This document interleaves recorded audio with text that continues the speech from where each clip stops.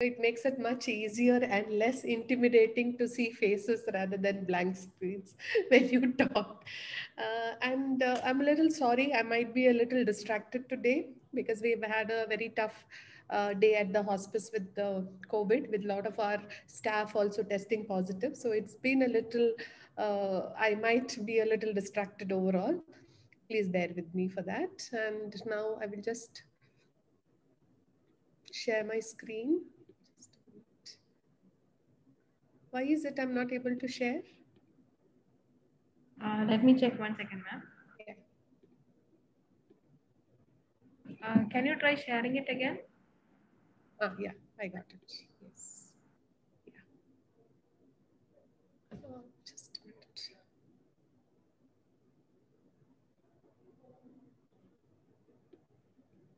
Slideshow from start. Okay. So, how many of you have heard about? Yes, 1 minute. No, I'll start here. No problem. Yeah. This from today onwards. Actually, Yes, we'll be talking about dignity therapy today. So I think last class I have spoken about dignity conserving care, right?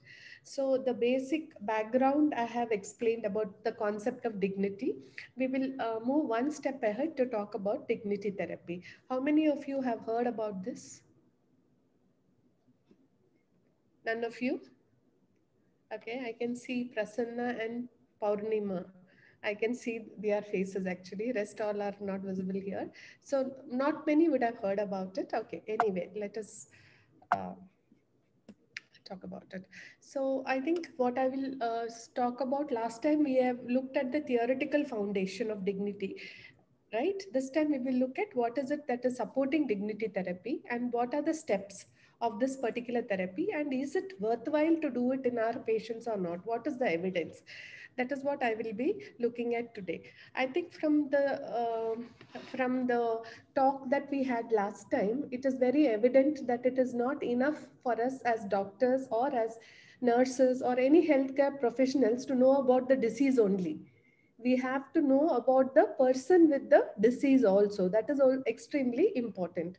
So in this he says, Hippocrates says, it is more important to know what sort of person has the disease than what sort of disease the person has. I'll change it a little bit. It is as important to know what sort of person has the disease as important it is to know what disease the person has.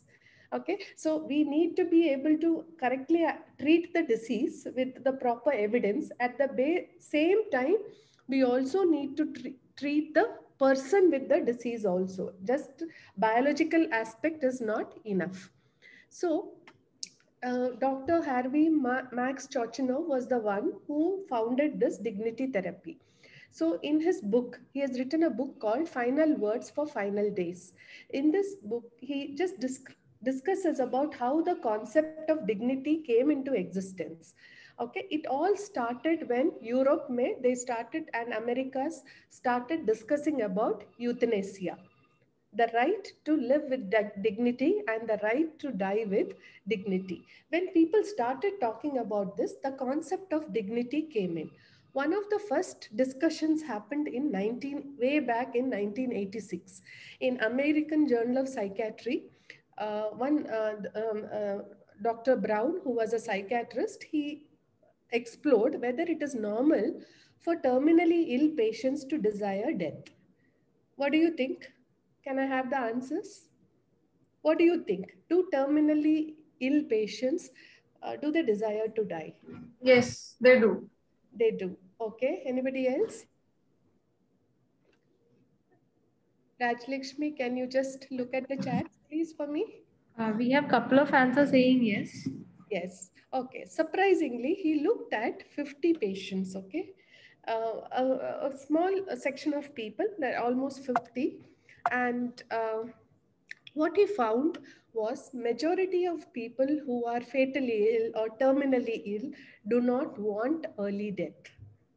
Okay, so isn't it surprising? And not many of them are depressed. Even today, the latest finding also tells you rate of depression is slightly greater than that in the general population. It is hardly 15% of them actually have a want to die or desire death. Surprising, isn't it? Right? Huh? So that is what we spoke about in dignity conserving care. Attitude. Attitude is influenced by our assumptions. Right? This is one of the assumptions that we carry. All people who are terminally ill will be depressed. They will be sad. They will want to die. Right? This is one of the assumptions that we carry, which influences our attitude towards our patients. Right? Actually, it's only a small percent in him. Out of the 50 people, only 10 of them wanted to actually expressed a desire for an early death. Okay, so now looking at this 10%, why did they want to die? He found that many of those people who wanted to die definitely had depression. Okay, they had some sort of a mental issue or the other, hopelessness, depression, etc. And then the debate about euthanasia started in the 90s, 80s and 90s in Europe. One of the first countries to practice euthanasia was, any idea? You can look at his name, Paul J. van der Maas.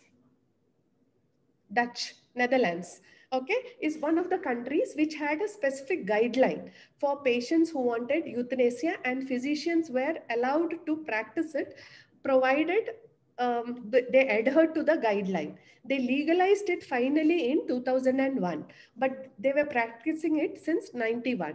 So he did a study of people. Why did people want to die? Why were patients requesting euthanasia? And what did he find? He found that almost 57% of, in 57% of the cases, they mentioned the reason as loss of dignity. Okay, and then this interest came about. What is this dignity? What are, that is how the interest started. Coming to the recent one, in USA, Oregon is one state which is practicing euthanasia of physician-assisted suicide.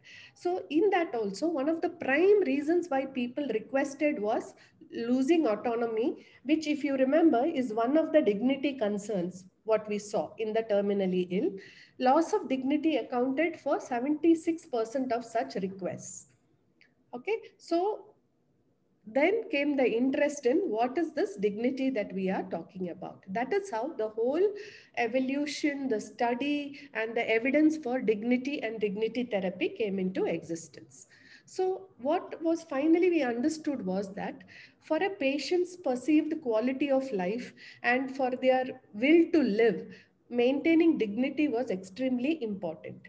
Okay, for the patient and the families. And any fractured dignity, that is when the dignity was broken, then patients lost their will to live, they increased the desire for death increase, they went into depression, hopelessness, anxiety, and quality of life went down. So what are we doing in palliative care? We try to improve the quality of life. We try to reduce suffering. That is where dignity becomes a major aspect of the care that we provide. Okay, this is the story behind how dignity and the what research about dignity started in the first place. So we saw in the last class, I have mentioned this, isn't it? I showed you a table where what are the things that affected the concept of a person's dignity. It could be things caused by the illness, it could be by the social circumstances, and it could be the person's feelings about himself. I have lost, I'm no longer important, I'm a burden on my family, there is no hope for me, I have no control over my life. Okay, the dignity conserving repertoires. So these are all the things that contribute to the erosion of dignity in the individual in terminal illness. Okay, so these are the concerns. Now, out of these concerns, how do you find out what is more important to the patient? Do you have a framework? Okay, that is where then they decided to develop a framework that would help doctors, nurses, healthcare workers to assess a patient's concerns about dignity. So this led to the formation of what we call the patient dignity inventory. So there are 25 questions in this, and all these questions will pertain to one of the concerns that are shown here. Okay, so you can read this up because I will send the PPT, so you can look at in the net and you will get it. So if you see illness related concerns, okay, if or not being able to carry out tasks associated with daily living, like washing oneself or getting dressed. Okay, if there is no concern, it is 1. If it is an overwhelming concern, they mark it as 5. Okay, so like that, every aspect here, that is autonomy, what I spoke about, right? Now, not able to think clearly, that would be the cognitive dysfunction that is there. So like that, you can relate it to that model of dignity which is there. So that based on that, they develop these 25 questions to assess the dignity concerns in people who were terminally ill. And what happened was, so this was a tool that you could use, and here whatever patient has marked in 4 or 5 would be the primary concern, and you try to address those concerns. So that is how patient dignity inventory came into existence. So what is dignity therapy? Now, out of these concerns, you will identify certain concerns. Now, how do you set it right? That is what dignity therapy does.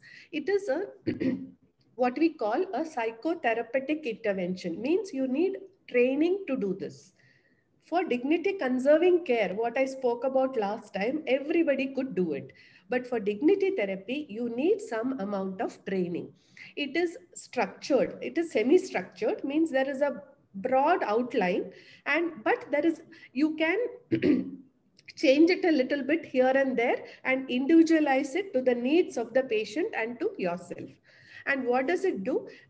What it does is it takes the patient back to their life when they were healthy, encourages patients to talk about that life when they were healthy, what gave meaning to their life, to elicit some good memories that they have had, what we call as life review, if you have heard that, what their life was about. Okay, and it also helps them to offer words of wisdom or, to their loved ones, and also helps them to identify the legacy that they are leaving behind. I mean, we are all familiar with the word legacy. What do we associate with the word legacy? Generally, inheritance. Inheritance, money, right? Yeah. But there is also a spiritual legacy that we leave behind, isn't it? Our beliefs, our values, we pass it on to our family and our children, isn't it? And it happens unconsciously, right? I'm a vegetarian. Why? That is a spiritual legacy or whatever that has been left to me by my parents, isn't it? So like that, we pass on a certain legacies to the other generation. So through this therapy, we help the client or the patient and then identify what is the legacy, what are the unfinished business in their lives. It helps them to get clarity through this therapy. Okay. Just note on the right hand side, there is a picture, isn't it? It's a photo album, right? Yeah, it is something like that. Snapshots of the patient's life we put in there. It is not picture, but in words. So there are some 8 themes that are addressed in dignity therapy.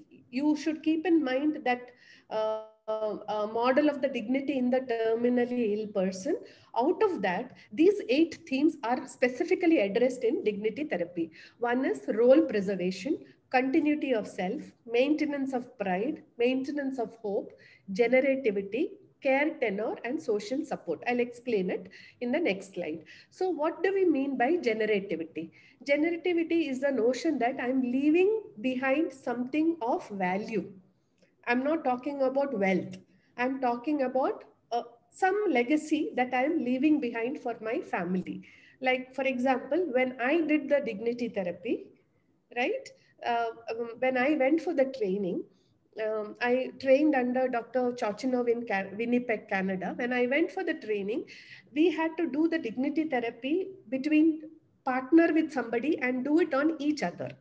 Okay. So when I was asked the questions about identifying my legacy, what I learned, or when I reflected upon my life and looked at it, what I found was the legacy I would live is to never give up. If I want to pass one message to my child or my family, it is whatever the difficulties, never give up. Keep on striving, because difficulties come and go, but maintain your resilience and keep on, uh, never giving up, keep on persevering with whatever you have to do. That is a legacy I wanted to leave for my family or my son or my child, right? So generativity document allows the people to have this legacy. Continuity of self. When patients reach this stage, they no longer look at themselves as a mother or as a father or as a head of the family, right?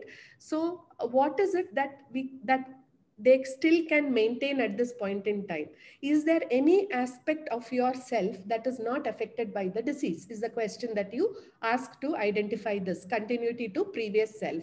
Role preservation, what they are able to do before you continue doing. I think I spoke about Naina last time, how we started off helping her, continue with her role even in the hospital. So role preservation. Pride, what is it that you are most proud about? What do you think has been your gives you the positive self regard? Okay, so these are the questions you reflect. And what gives you hope even in this desperate situation? What gives hope and purpose in your life, right? And one of the patients told me that the way I face my illness will teach my children how to cope with their difficulties. So if I give up now or if I become depressed, my children also will learn the same thing. So despite it, what gave a sense of purpose is to fight the disease well. So that is a message she wanted to pass on to her children, right? And what are the aftermath concerns? What happens to the family after I am gone? How are they going to manage? That is also addressed in this. What message the person wants to tell them. Okay, and also care tenor. I told you one of the most important aspects in all this is how you treat your patients. As a healthcare provider, how do you treat your patients? That affirms or erodes the person's dignity.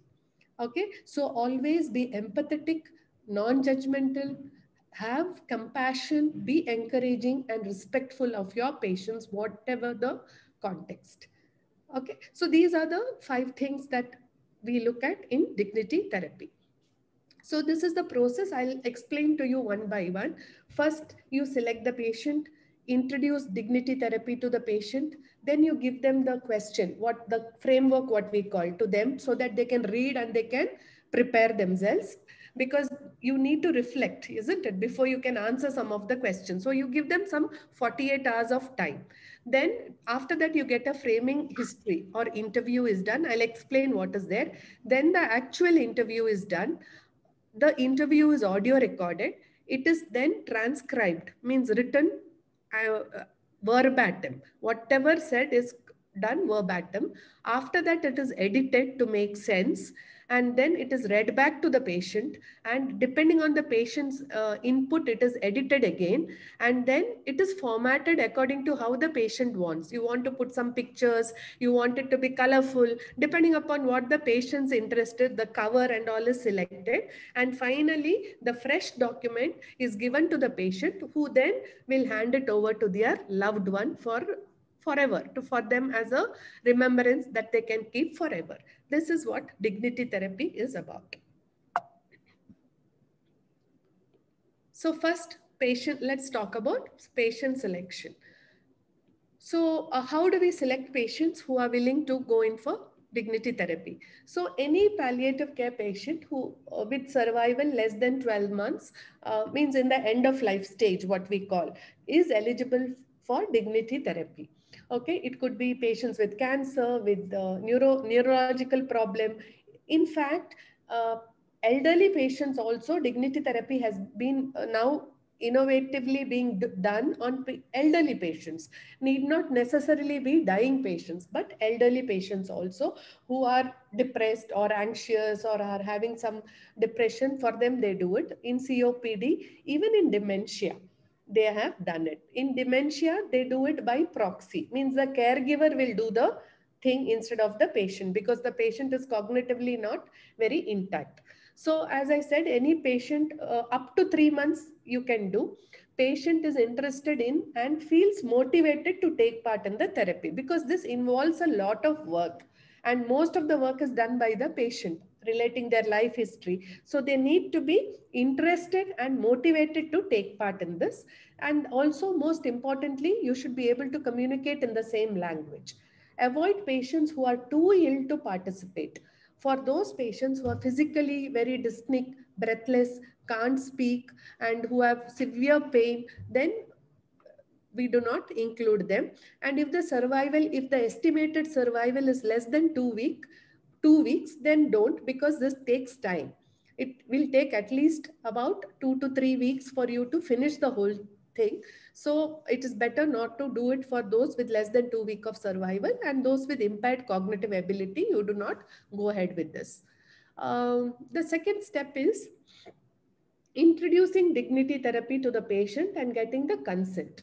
Here you need to explain. What we go about doing is explaining the process, telling them that it has benefited a lot of people with significant medical problems. It helps people to cope and improves their quality of life. It gives them an opportunity to talk about things that is very important to you. The therapy gets over in 1 or 2 sessions, and the conversations will be recorded, transcribed, and edited, and the typewritten document will be handed over to you to give to your relative. So this is the frame. This is how you introduce it to the family member. I mean, to the patient and the families. And the third part of the process is sharing the dignity therapy framework. There are 9 questions you ask the patient here. So one is, what you ask is, tell me about your life. Times that you remember most or feel are important. When did you feel most alive? Okay, that is the first question that is asked. And then the conversations flows from there. Are there things that you want your family to know about you, or how do you want your family to remember you when you are no longer there? What are the important roles that you have played? Why were they important? What did you accomplish? What are you most proud of? Um, are there things that you haven't said to your family that you want to say now? What are your hopes and dreams for your loved ones? What have you learned about life that you want to pass on to others? What advice would you give for your children, to your spouse, parents, or the people around you, your loved ones? Are there important instructions that you want to give to their family? In creating this record, are there other things that you would like included? Other than this, is there anything else that you would like to say? So it gives, this is the broad, you remember it is a semi-structured interview. So you're not going to exactly stick to these questions. This is a broad framework that looks at multiple issues like continuity to self, legacy, role preservation, unfinished businesses, hope, legacy, aftermath concerns, generativity, etc. It gives you a broad outline of what you need to ask. These questions are given to the patient before you conduct the interview to give them enough time to read it, to understand it, and to decide whether they want to open up with these things to you or not. After that, you ask them for consent. Once they have read about it, understood it, you ask for the consent. Okay, what you are doing here by doing it is acknowledging the patient's personhood. They are not just a biological system of pain, vomiting, nausea, CA breast, or neurological disorder. They are much more than that, isn't it? They are a social entity. They are spiritual entities and emotional entities, right?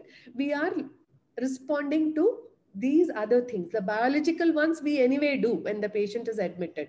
We are looking more than the biological aspect at the social, spiritual, and the emotional aspect of this individual, and trying to understand the person behind that patient. Right? The other aspect is obtaining the framing history. What do you mean by obtaining the framing history? Here, it's a very simple.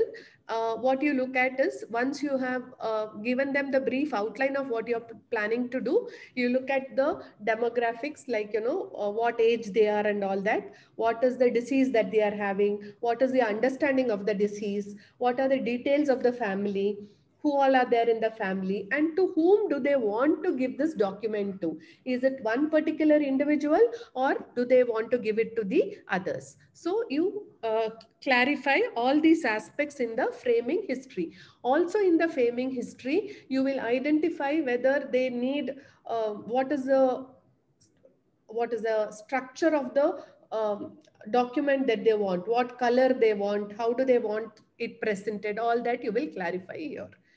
And then you conduct the interview. As I said, interview is a semi-structured interview. It could be done with the patient with or without family. It could be done anywhere, even at home, in the office, at wherever it is, you can do it. And once the patient agrees, you should do it within the shortest time frame possible after the framing interview. Why? Because you want to tell the patient that they are important to you. They are prepared, they have read the question, and they are prepared with the answers. They have reflected upon it, they are prepared with the answers. What happens if you postpone it by 1 week, 2 weeks? What is going to happen? What message will you give the patient? Wouldn't really mean it. You just took it as a questionnaire for some research purpose of yours. And Yes. you didn't. It doesn't matter to him, right? So by doing it immediately, what do you say? I'm really interested in what you have to say. You matter to me. What does that do? It affirms again the personhood. So please ensure that if you want to do it, you do it very fast after you take the framing interview. Don't let the patient wait too long. And ensure privacy. Confirm consent again before you start, because some of this can be very distressing to the patient when you ask some of the questions. So we have to again clarify and confirm. And generally 60 to 90 minutes is the first interview, which is audio recorded. Be highly engaged. Okay, you have to look at non-verbal cues. If something is extremely distressing and it is a place that you don't want to go, or you feel the patient is getting very distressed, you have to stop the interview and withdraw. That is why you need some amount of training in handling distressing patients here. You have to be an active listener and dignity affirming stance. I told you at A, B, C, D: attitude, behavior, compassion, and dialogue, right, has to be appropriate to affirm the patient's dignity. Take care of that. That is where you need training when you want to talk to the patient. Like, for example, I showed you a photo album before, right? What you need to say sometimes is, imagine that you and I are looking through a photo album of your life. Tell me in as much as detail as you can about some of the pictures you see. So the patient will describe the snapshots about their life that will come into their life. Like, for example, I remember most is how I met my wife. The first time I saw her, I liked her. We got married and have been married until now. So what is the next question you would ask? Anybody wants to try?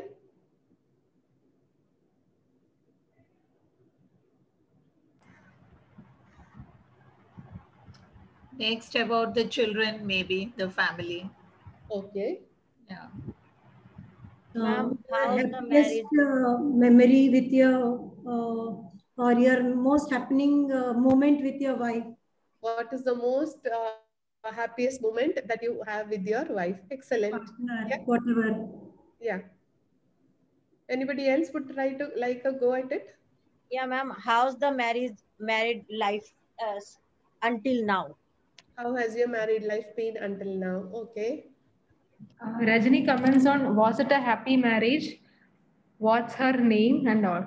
Yeah. So that's how they give you a thread, you build on that thread. Okay. You pick up that thread and go. You said when you first saw her, you liked her. Do you remember what you liked the most? Are there memories or episodes along the way that were very important to you?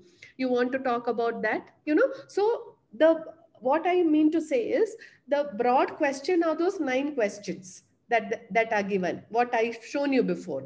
But in that, you can build the story, help the patient build the story. For that's why you need a little bit of training about open-ended questioning and all that here. Okay. So there are not only good stories, there are going to be ugly stories also. So what will you do when you face ugly stories? Okay, there was this patient who had a long-standing conflict with her son. So she told during the interview, he's good for nothing. He can't even get a job. Okay, what would you do? Would you transcribe this verbatim and convey this in the document? Or do you deliver only the message of love, or you deliver the message of disappointment and loathing also? Tough question, no? Yeah. Then, Dr. Seema, if it's a legacy that they're leaving behind, then I would think that happy memories to be left, to be shared. I don't know, just a thought. Yeah. So my only question is, if we decide, would it be the patient's words that we are conveying? No. No? Yeah. No.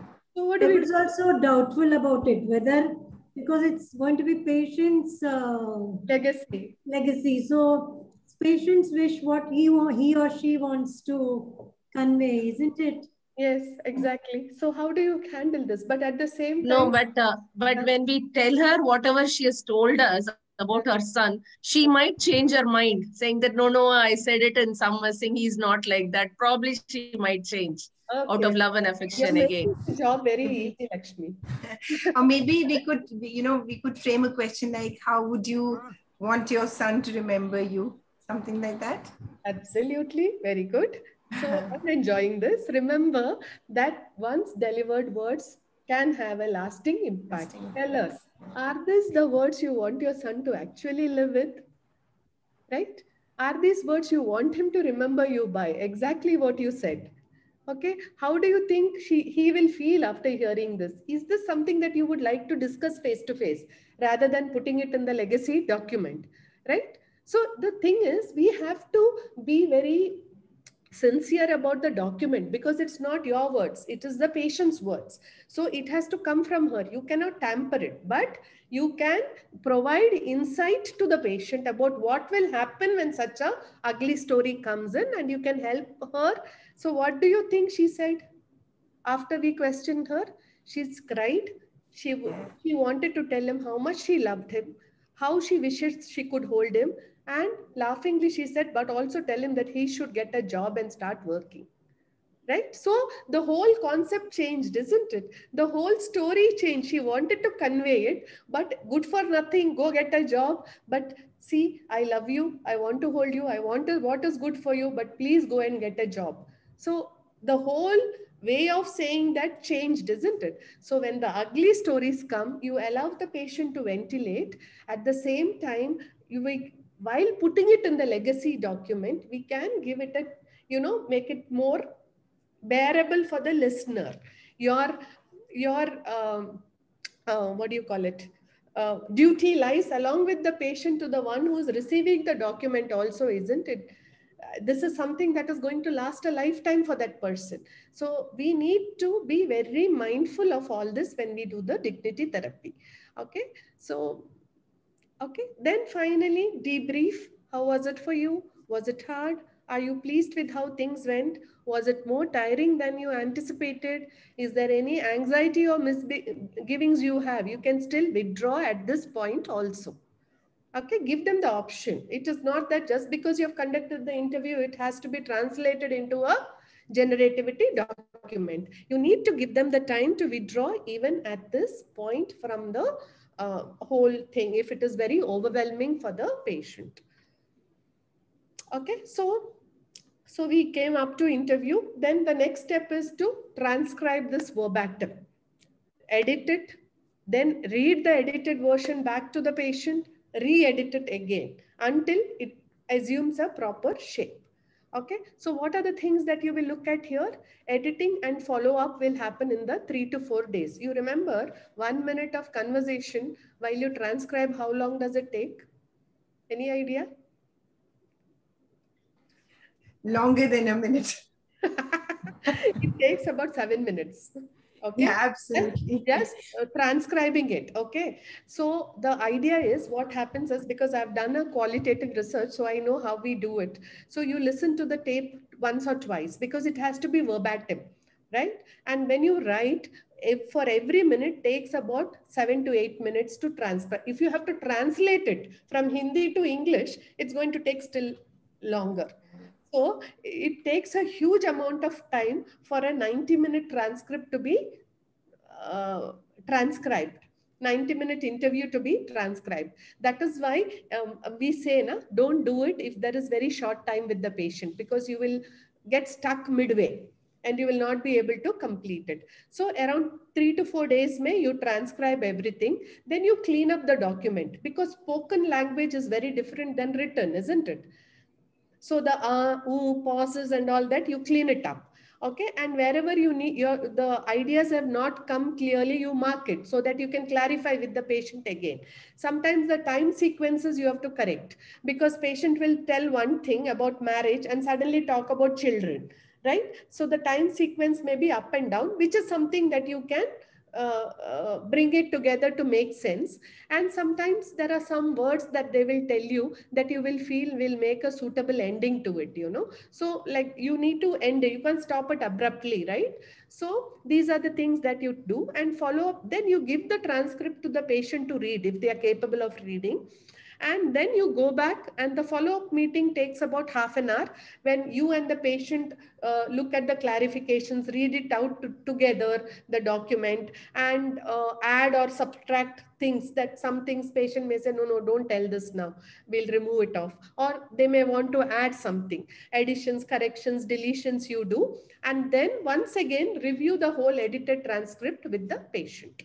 Okay.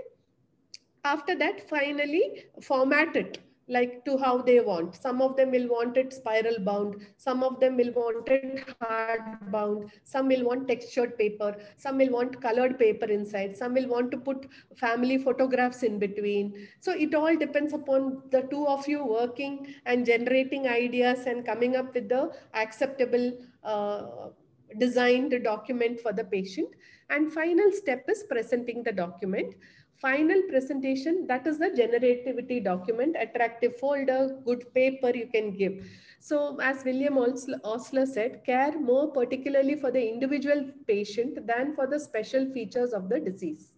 So you're looking more, disease is there, disease is being treated, but you are also looking at the person and affirming the person and looking after the person, compassionate care of the person. That is what dignity therapy does. Now, is this helpful or not?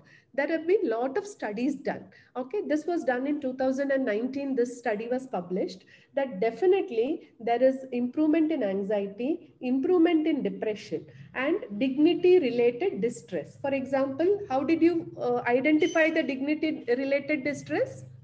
With the patient dignity inventory that I showed you, that 25 questions, 1 to 5 marking. So there was improvement in that. There was another study done in 2019 again, where it showed that hope and hopelessness improved in patients. That, and regarding quality of life, it was very unclear. The studies did not show much. Chochinov did a study in 2011, which was published in the Lancet, which was a randomized control study. They took one set of patients and gave them dignity therapy, okay, along with palliative care, another only palliative care. And they found there was no statistically different, significant difference in the distress. But definitely, patients reported that dignity therapy was helpful. It improved their quality of life. Okay, it increased their sense of dignity. It changed how families see and appreciate them, and it was very helpful to the family. After the patient's death, the family members believed it was helpful to the patient. That is, they believed it was an important component for the patient's care and helped them during the bereavement. This book or the legacy document helped the families after the death of the patient and was a source of comfort for the family. So this systematic review, which was again done sometime in 2017, showed there was definite benefit for patients and the families. The patients found an increased sense of meaning and purpose after doing the dignity therapy. So far, their whole outlook was they just kept looking at their disease and the problems. They had forgotten their past life. By taking them back, they found a renewed sense of meaning and purpose in life.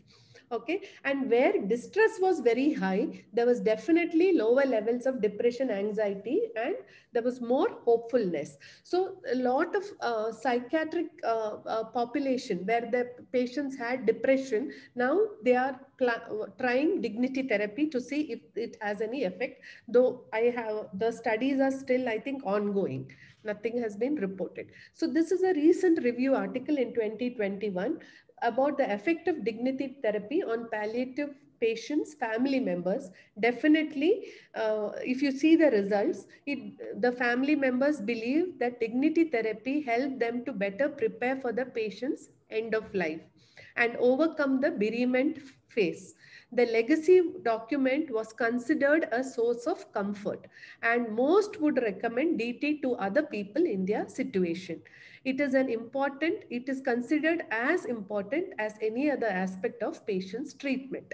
This is a recent systematic review that was done, which again identified that the patient's relative did find dignity therapy to be extremely helpful for the patient as well as for themselves.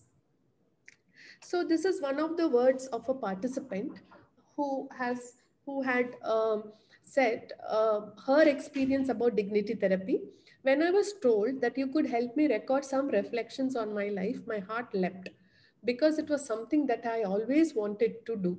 But I thought I would run out of time as I no longer had the energy or the strength to do it by myself.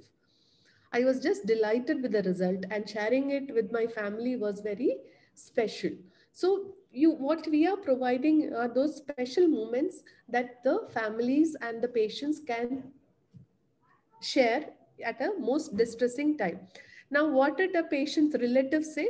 It is a real blessing and comfort to me as a husband to have in print, in her own words, her life's journey and her future desire for me and our children.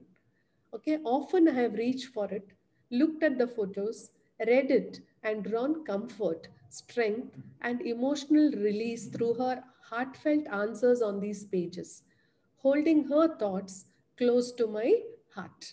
This is what the same patient's husband had to say. So, I mean, sort of it gives you a sense of how important this is for the patient as well as the family. So finally, these are the must reads, I would say. One is Dignity Therapy, Final Words for Final Days by Harvey Max Tocino, who is the founder of the Dignity Therapy. The other one I would really love all of you to read is the book called as The Diving Bell and the Butterfly. So this gentleman, Jean-Dominique Bauby, was a 44 or 45-year-old editor of a magazine called as Elle Magazine. Okay, suddenly out of the blue, he has a stroke.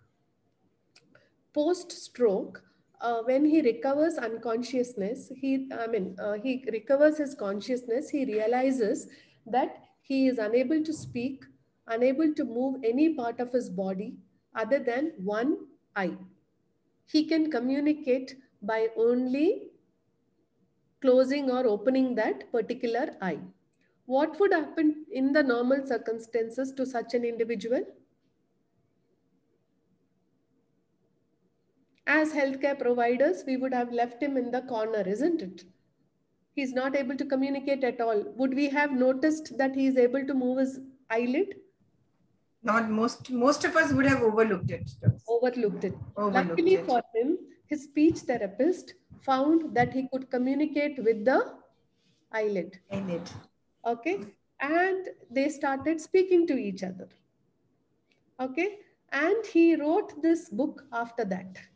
This book is called as The Diving Bell and the Butterfly. His body is the diving bell, which is hard, which confines him to one place from which there is no escape because his body can't move. But what is the butterfly? His mind and his soul. And by communicating, by batting that eyelid, they developed a system where he could pick out the French alphabets that was coming through the computer screen, and he ended up writing this book. It is a lovely book filled with a lot of humor. Okay. And the fact that, to reiterate, that not all patients who are terminally ill in the worst of the conditions are willing to want an early death. right? It's a lovely book filled with lot of humor, lot of self-reflections, and it is a must read for us to understand the mind of a man who has been trapped with no expression. So this is where I learned that every patient, whether they are able to communicate with us or not, are communicating, may be able to hear you or may be able to communicate. It is just that we have not found a way to reach them. So treat everyone with that same dignity. If this man had been overlooked, and if we had assumed that he was someone who could not communicate, this book wouldn't have come into existence, isn't it? So don't give up on your patients. There is nothing like saying there's nothing more I can do for you. Always there is something that we can do. We just have to keep looking at what is it that we can do. And he died 2 days after the release of this book. Okay, so to tell you that even he found meaning and purpose in this book for him, right? So it's something that we need to understand and keep in our mind as we see sick patients day in and day out, that everybody will find their meaning and purpose. And what is our job? Our job is this. I'll end with this.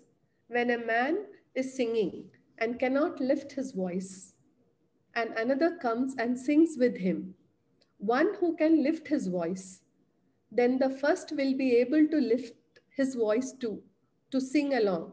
For that is the bond between spirit and spirit.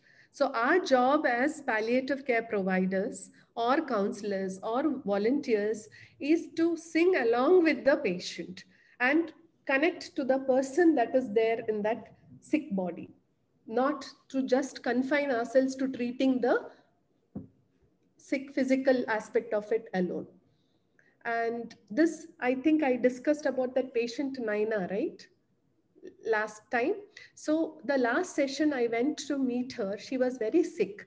And when I sat with her, as I was talking to her, I realized that her attention was wandering and she is not able to, focus on what I was talking. So I asked her what she would like to do. She said music. So I knew her to understand what is the music she liked. I asked her which one, which song? Frank Sinatra? She said yes. Which song? Can you guess which one she said? My Way. Have you heard that song? Frank Sinatra's My Way. So my last session with her was that. I put that song, I held her hand, and she and I sat together listening to that song. And corner of my eye, I saw her husband coming with the tea. And he saw this, what was happening, the peace that she was in, and that human touch that we gave, and the song in the background which he liked. And he just didn't interrupt us, he just went away. And she passed away quite peacefully in her sleep that night. What I'm saying is, we don't need words. We just need that connect to understand them as a person and to connect with what they need at that point in time. Yes, thank you. So that is what dignity therapy in a nutshell is. Thank you so much, Dr. Seema. So heartfelt, I had goosebumps. And it also reminds me of a patient that I had counseled, and she was a young patient, just 22 years old, struggled with cancer. And at one point, it's a standard thing, you would know how oncologists say, there's nothing more we can do for you. I think those are the most heartbreaking words for any patient to hear, because there's always something that can be done even for a dying patient. So the verdict was, there isn't anything that we can do for you. She and I stayed in touch. She called me her miracle woman. So she went back to her mother, her sister, and her name was Kanchan. I'll never forget her. And the disease gradually progressed, and there came a time when she was so breathless, she started hallucinating. But even in those, when she was not hallucinating, when she was clear-minded, she would call me. Even though she couldn't speak, Dr. Seema, we would have a one-sided conversation. And she would just listen to me. And she loved playing the guitar. But, they came from a family where money is scarce to come by. I asked her, what do you want? She told me she wanted a guitar. So we managed a guitar from the NGO that I'm a part of, and then we sent her a guitar. Her sister told me that whenever she was morose or she was feeling low, she would pick up that guitar and strum on it. And then one day she was so attached to me. Then as she was hallucinating, she made up that was my birthday. She sent me messages, Dr. Seema, to my miracle woman. And I mean, I still have those messages. I'll never lose them. She even told her sister to order a cake for me. And then I asked her, it was all one-sided conversation. She would only say, that's all she would say. So I asked her, are you very tired? She said, yes, I am very tired. I asked her then, what do you want? She said, I want to go. So I told her, it's okay to go. And then she went. 2 days later, her sister called me and said, she's left. So yes, it is so important to give that dignity to a patient. And I think each one of us can do so much till they are there, till their last breath is there in their body. So I wanted to share this with Naina's episode reminded me of Kanchan.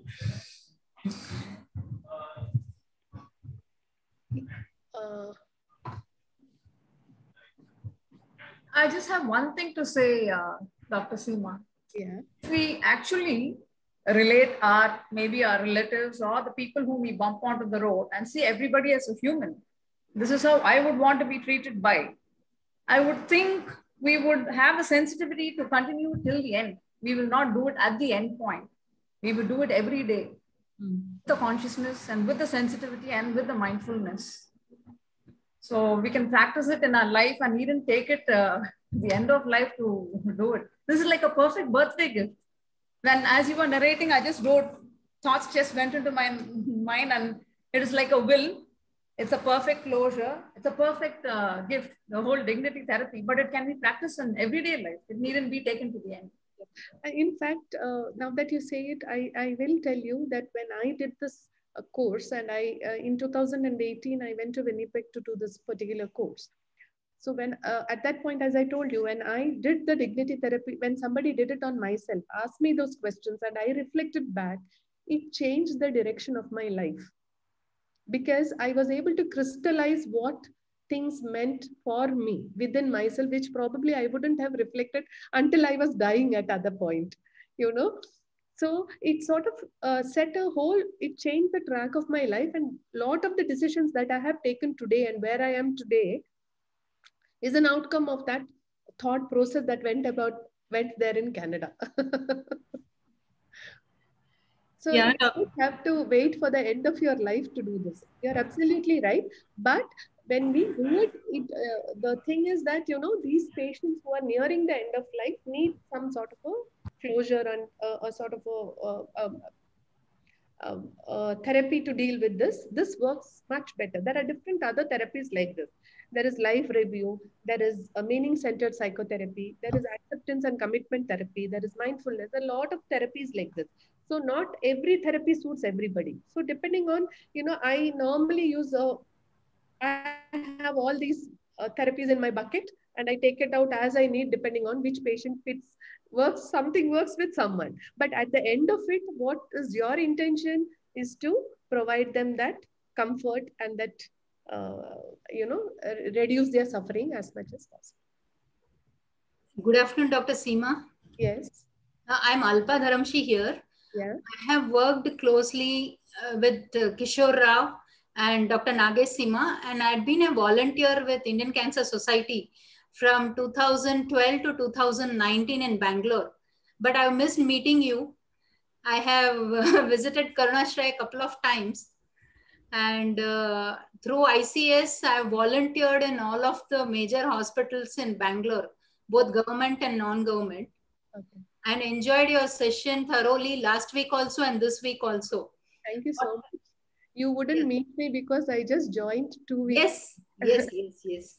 I heard that when you mentioned, I missed meeting you, whatever. Now I'm settled in Mumbai. So Okay. that time I was in Bangalore. Okay. Okay. So, but very insightful session, and I have had many such occasions, many such experiences like it's been discussed here.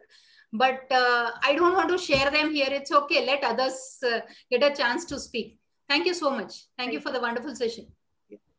I think Pearlie Thomas has asked, is there a dignity therapy training, formal training available in India? We are getting the training to India as part of Karuna Shreya's education program. We are in talks with Harvey Max Chochno. We are hoping to get him to India next year after the pandemic, probably in early next year. So that one of my main work after I've come here to Karuna Shreya is to get this training to India. We need to, a lot of us need to be trained in this so that we can offer this to our patients. So yes, we will be starting the training here. Thank you. Yeah, Dr. Seema, congratulations to team Karuna Shreya also for the new setup in Orissa. I just read in the papers. Yes, thank you so much. You're most welcome. Thank you. Thank you, Dr. Seema, for this wonderful session. It's really an amazing session. I think with this training which you're saying you will be imparting, so many patients will be benefited here. So we also have all the cancer patients at our NGO, Dipshika NGO in Mumbai. So definitely I would also like to be a part of that training process.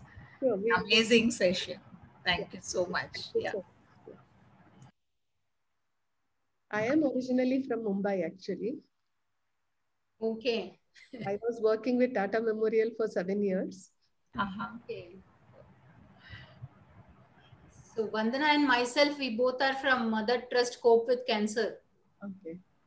So Vandana only introduced me to Tata Memorial, and that's how I joined. Tata is just the same as you left. Like you said, Dr. Seema, patients are, I've been with now 6-7 years and it's still the same. Patients are still numbers. I hope that changes someday. A lot of work for that. Yes, a lot of work for that, Dr. Seema. I had done my research studies in pediatric tumors in Tata Hospital way back 1980-84 when Dr. Dinshaw was the director and Dr. Anita Borges also. So those memories are something very, still I hold such pleasant memories there. Thank you so much. So I have a question here, Dr. Seema. So the dignity therapy, now there are some patients who know they have a limited time to live, but they're not ready to accept it. And there are some patients who say, okay, and which are very few. So the therapy is ready, who know that they are going to die and they're ready for it? Yeah, so that's what, no, one of the selection criteria is they should be willing to and comfortable with this sort of a therapy. You explain to them, this is a therapy that we do. We sort of, we talk about your life, what is important to you. Would you be willing to be a part of this therapy? So it need not necessarily be someone who's dying. We need not add that your life is short. That we never say, isn't it? It's just that this is now that, would you like to do this sort of a therapy that you could look back at your life? What is important to you? What is not important to you? Definitely, you cannot say this to someone who doesn't know the prognosis. Absolutely. Dr. Seema, is there a compilation of all these therapy sessions which have been held? Like that means recording. As some book or any record, So the book by that final words for final days, no, that has that is a book on dignity therapy by him. All this everything in that, it explains. Dr. Seema, we have one more question. Like Linda was asking, what if families are not open to this for their loved ones? Yeah. So see, that is the thing that we ask the consent. We take a consent from the patient and the members, family members. No. So only if they consent, then you do this. If they are not comfortable and they don't want this sort of a therapy, then you don't offer it to them. Did I answer? Yeah, Linda. Any other questions?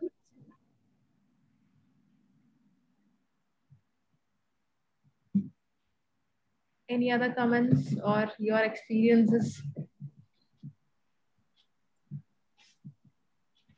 That just reflects that each and every, whether it is a speech therapist or a counselor or a doctor, everybody's role is so very important.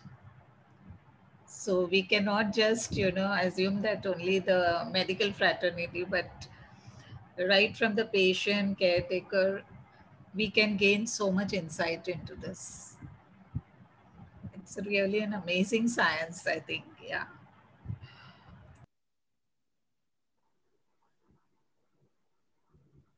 Yeah, so there is a latest study by I think who Pearly has asked in palliative care, is this also offered for children? Okay, so I read a recent letter to the editor by recently in 2021. Somebody had written about using this in children, dignity therapy in children, but children and adolescents, but not in the same framework like how we have here, because children don't have that life experience, isn't it? But in a different manner, it is more about pictures and stories and non-personal stories, like, it is about something like that, and collection of photographs. The document has more of that rather than words, what the child wants to say. So there is a study going on. Still, they have not developed but they feel that the framework has to be entirely different, which is what they are developing. The questions that you ask have to be modified to suit the needs of the children. What this is plainly for adult. These questions on the dignity therapy protocol are only for adults. For the children, the questions have to be modified. They are working on it, and I'm waiting for the paper. Like, it is still in works, I guess.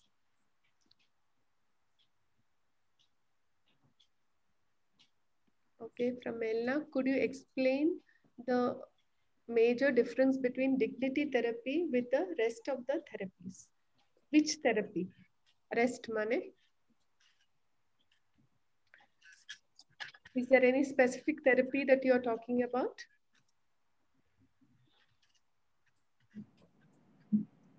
Or are you talking about the therapies that I mentioned, like meaning-centered psychotherapy?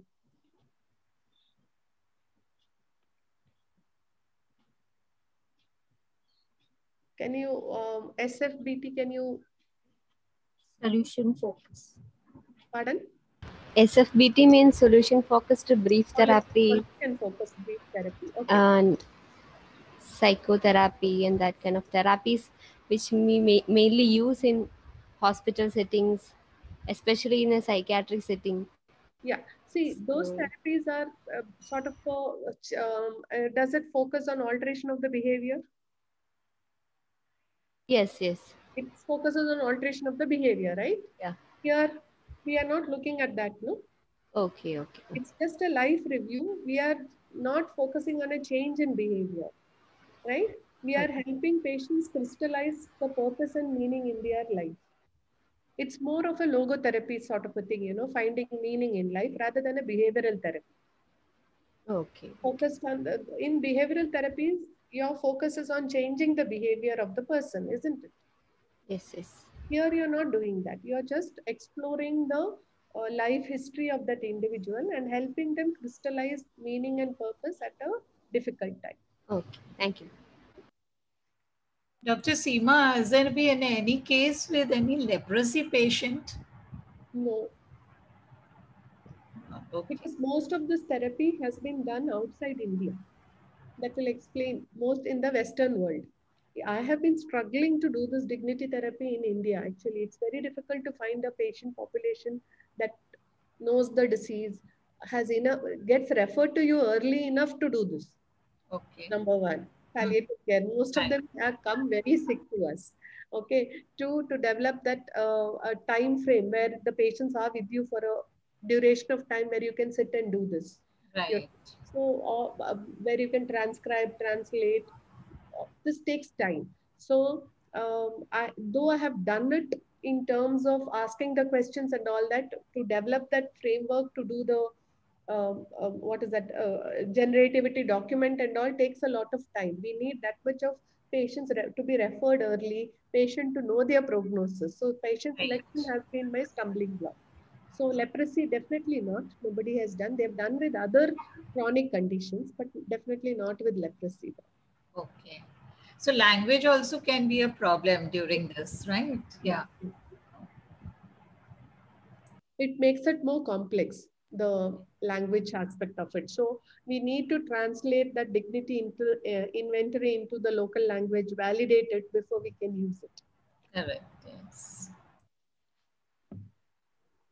I had this opportunity of, I wouldn't say doing the same because that'll put me in a pedestal, to 3 people. One was my dad. All was unintentional because, as you said, none of them anticipate death, but I did in all the 3 cases. The other 2 were husband and wife. Major Nair was diagnosed in 2018 and he was treated surgically for his sarcoma. But they never anticipated Kamalam auntie would fall sick and she would also have the same cancerous lesion in 2019. And both didn't anticipate that they would pass away, but I don't know why I thought that they would. So I kept myself in the hospital. I was doing my MSc neuroscience at that point, and I was in my final semester, and I needn't really go to the college. So my time was in the hospital, and when uncle was not there, she would talk about the entire family, how she raised the 2 children. It's like I did the therapy unintentionally. And when I go out with uncle, she'll say, uncle can't take hunger. So why don't you, I can be alone until then. So you go to the canteen and have lunch with him. So when I go with him, he would tell the part, like it was like a fill in the blank that they did. And 2019, May, uncle passed away and auntie passed away. I anticipated both. And before auntie could pass, it was literally like I had a premonition. So I left a message to my friend because they left to the US. And I asked, how is Amma doing? Is she all fine? That very evening, my friend says she's critical, pray for her. And the next day she left. And 2019 December, my dad was diagnosed. And unintentionally, I did the same thing because I saw him literally come back from the deathbed. So I thought I have brought him. It was a thing of victory. Yes, I did it. I cheated death. And he had just one wish, to go to the Holy Land. So we prepared everything much before. I took his passport, renewed it. So 2020, the passport was ready. 2020 May, we had to go. The lockdown happened and everything happened and my dad is no more. But it gave me a complete closure because at every point, every void I was able to fill, just that not going to the Holy Land. So my friend tells, and our uncle's daughter tells, you need to fill it up. You go there, he will be there with you there. So I'm looking forward. It could be 2025, whenever it is.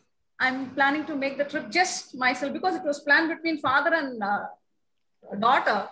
Then I see my mother's wanting to come. Then I see my brother's wanting to come. We have never been out as a family right from our childhood. We've never been. That would have been our first outing. It didn't happen. But I still say, hell with it. I'll still make it. That'll give you the closure.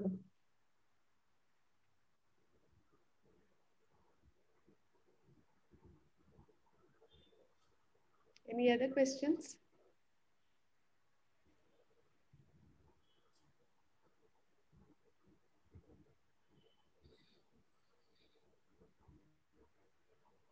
Can I share something, Dr. Seema? Yeah, if sure. nobody's sharing? Yeah, sure. Yeah. So I've been passionate about this cancer causes because the way my mother took it, she was diagnosed with the big C, and the way she handled it and the way she lived with it, she planned her life so well. She lived well and left well. Again, in the family, there was this cousin of mine who was my mom's favorite.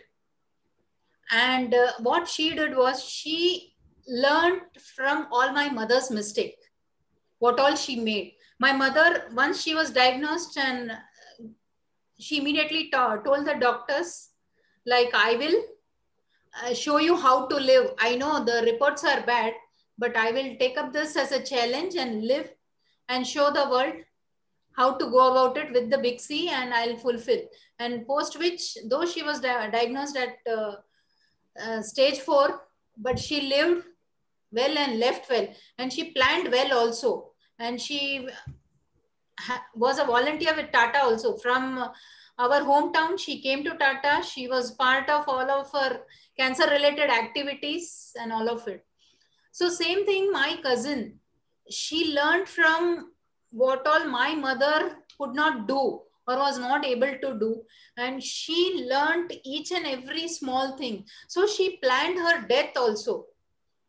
I just lost her last week, but each and every time she would, since I am a counselor and I have had a lot of experience of more than 1.5 decades working in pain and palliative care, so she would ask me for each and every small things, how to handle this, how to do this. And every time she would like to celebrate. Even if she was crying or grieving, she wanted to celebrate. Even she said, though I am in the hospital, it was her 60th birthday. When she was in the last couple of hours before her birthday, she said, no, I want to celebrate my birthday. I don't want anybody to mourn my death.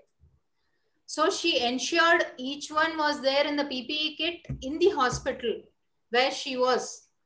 Her birthday was celebrated. Later, which there was a video call and she was asking, like, still I don't want my birthday to be remembered as my death day. I still want to live because my family should not carry those memories. So I gave her, as a counselor, I gave her all the support, and she would share with me all what she had to, which I found it very difficult afterwards, but I knew she wanted to win and she wanted to show it. And she planned her death so well. She asked her children, keep this ready, you know, doctors are showing this, doctors are showing this. And she celebrated her life so well. And not on her birthday, but after 48 hours, she passed on smoothly, but each and everything. And there was bright smile on her face. And they ensured, because it was her last wish, they had a Zoom meeting with the close family members, and her funeral process, whatever she had planned for, because she wanted to celebrate her death.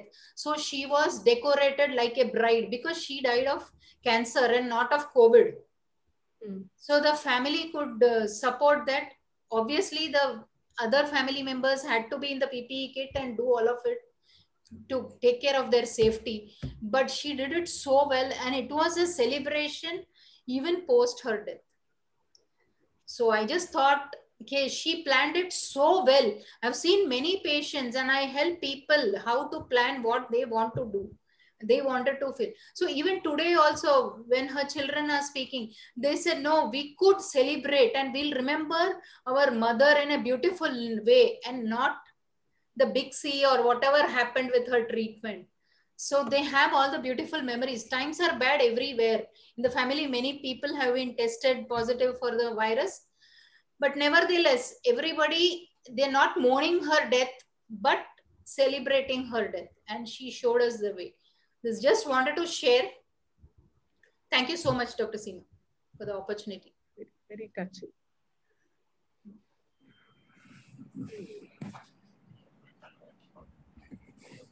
Does anybody else have any other questions? There are a lot of silent people in the group.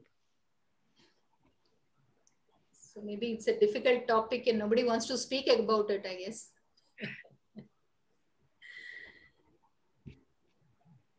I just have a question. I don't know how to frame it though. It is like, see, the person doesn't anticipate he or she is going to die. They want to live, but they don't want to do this dignity therapy. And even the family doesn't want to do. So the family doesn't want to do because they think they're going to do this and they're going to live. So what? Or if they're going to do it and they're going to die. So what? In both ways, I don't understand why they don't want to do it. I feel it's therapeutic for everybody, not just for the person, but definitely for the family. After Alpa has said so much, it's definitely therapeutic for the whole family, not just for the one individual. True. One of the reluctance that comes in is because people don't want, they are scared of what they might find themselves or they have to say. You know, they're not comfortable sharing what their thoughts, or they are putting it out in the open about to the, you know, so that is one of the reasons why there is a little bit of a reluctance. How it will turn out, how it will come out, and how it will affect their relationship with their near and dear ones. You know, these are the questions that come into the mind, isn't it, when you open up about your life, your circumstances. See, not all stories are going to be about meaning and purpose. There are going to be stories about hurt and distress also. Yes. Right? So navigating that becomes very difficult sometimes for some people.